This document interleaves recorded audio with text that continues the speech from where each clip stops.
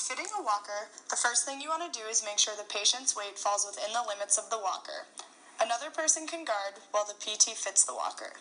Make sure that the patient is wearing the footwear that he or she typically wears while ambulating. Next, you want to look for any safety issues with the walker. You can look for wearing or tearing on the grip handles and the tips, as well as making sure that there is no loose hinges on the walker. Once this is established, you can move on to fitting for height of the walker. There are a couple methods for making sure that the walker is at a proper height.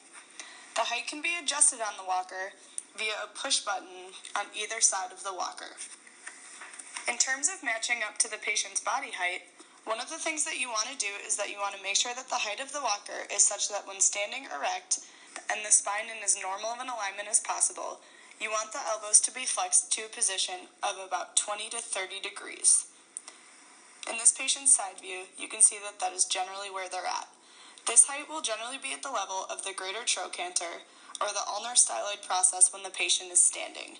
In terms of positioning of the walker, you want the walker tipped slightly forward and to the sides of the feet, or about 6 inches in front and 2 inches laterally to either side of the foot.